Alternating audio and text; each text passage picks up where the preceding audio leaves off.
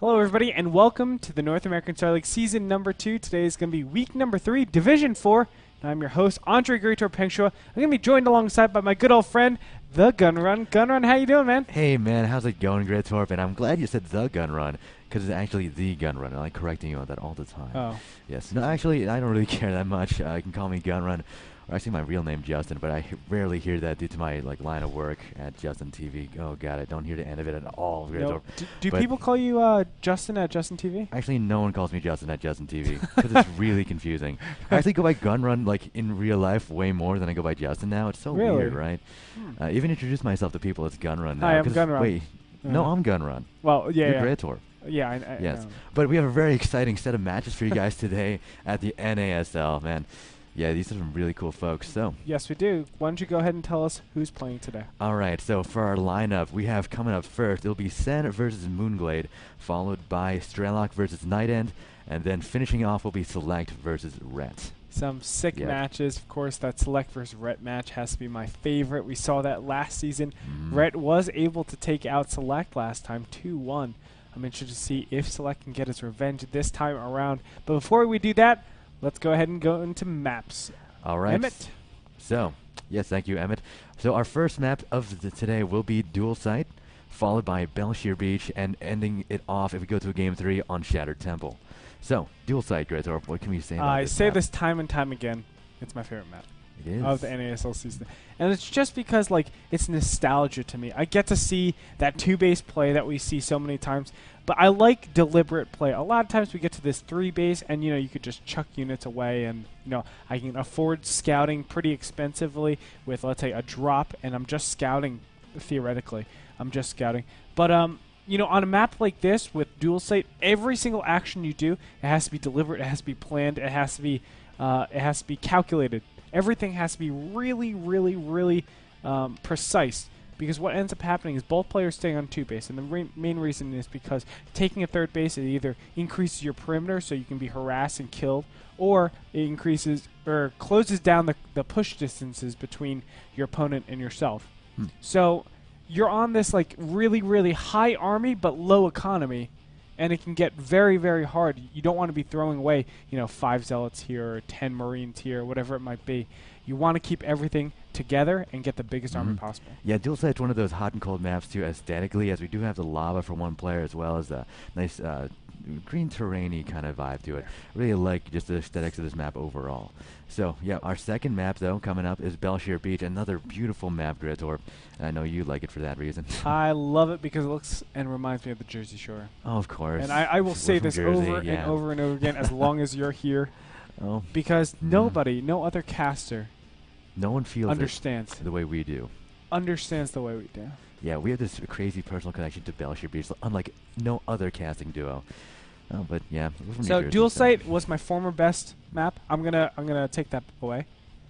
Belshire Beach. As long as I'm casting with Gun Run, it is my favorite map. It is his favorite map. My favorite map.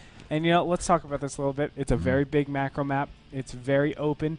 The biggest things would probably be for Zerg. It's easy for them to take their expansions to get on that, you know, 6, 8, 10 gas that we don't really see them getting. Think how hard it is to go on the Shattered Temple, let's say, or go on Crevasse and get 10 gases. It's like expansions all over the place.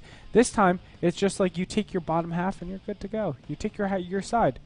All of a sudden, you're pumping out all of this income, all of this gas, all of this minerals, and you can basically make whatever you want. I wouldn't be surprised if we saw, you know, just massive endgame units, mass infestors, mass even battle cruisers. We might even see, you know, high Templar, Colossus, that mix in high volumes. That would be crazy. Yeah, I would love to see it on a map like that with those two gigantic lanes and just all that, like, river as well. It makes a really nice combo there, too. Yeah.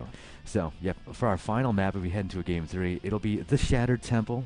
Gotta love it. Very nice map.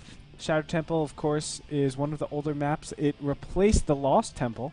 Kind of sad. Yeah, it got shattered, apparently. It got shattered. And not only was it lost, shattered. Such a bad combo, man. Seriously. Yeah. The temple can never do well. The temple's apparently. been ruined, like, since I know. 1999, man. As soon as it lost, it was shattered. It's so silly. Yeah. It's like Blizzard.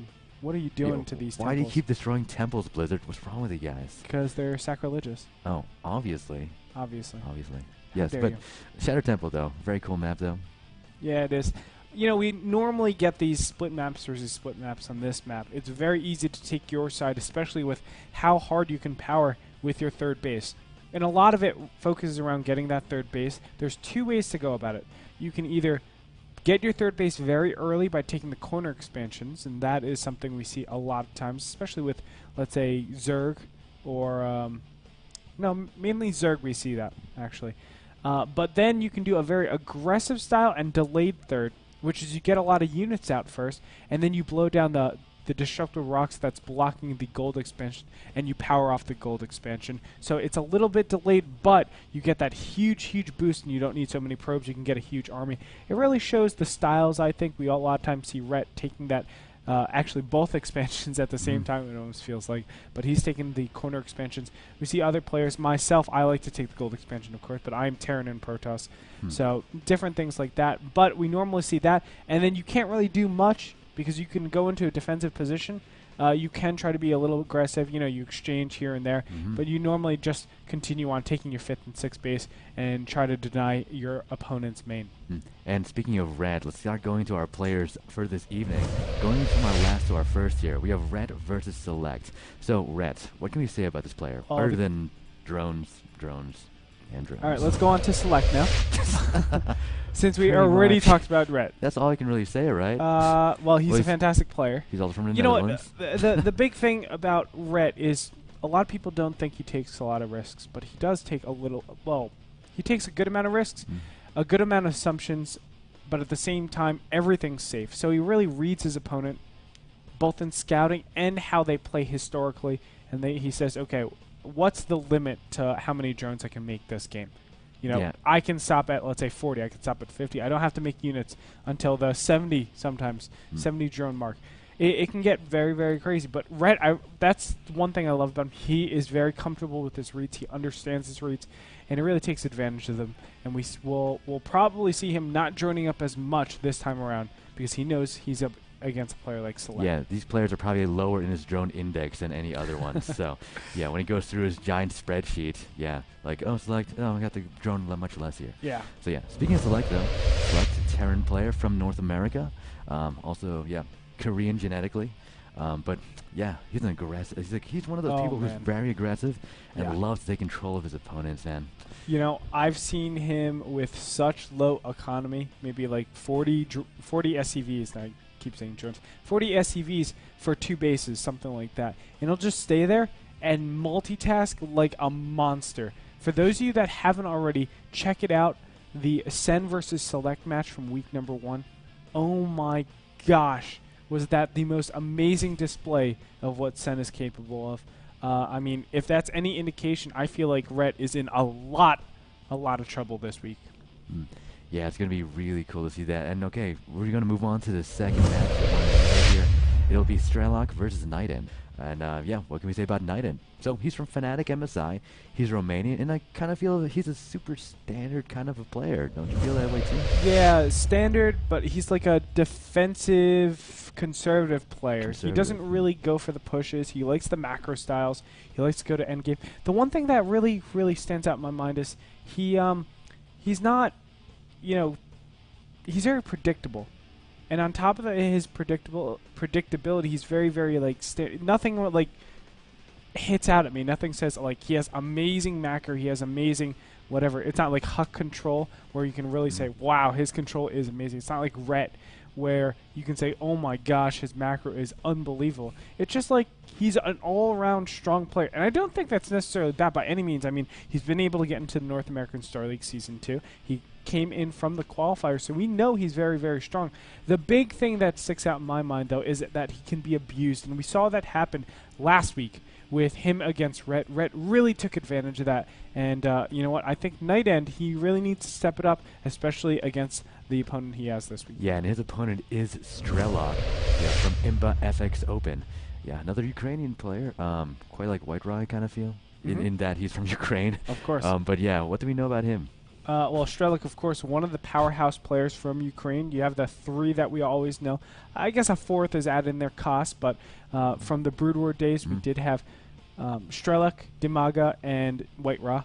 One from each race. Really, really beautiful triad, I guess you want to say. But you know what? We know Strelok, he's ambitious.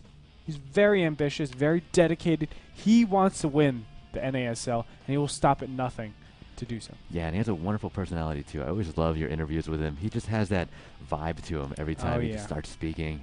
So cool. Yeah, Strelok. He's a great guy. He is. All right, so now let's talk about our first match we have today. It's going to be Sen versus Moonglade. ZVZ and, yes, Moonglade. What can we say about him? So, he's Australian. He's formerly of FX Open. And sometimes he was a bit underrated, too. Yeah, I do, too. A lot of people have been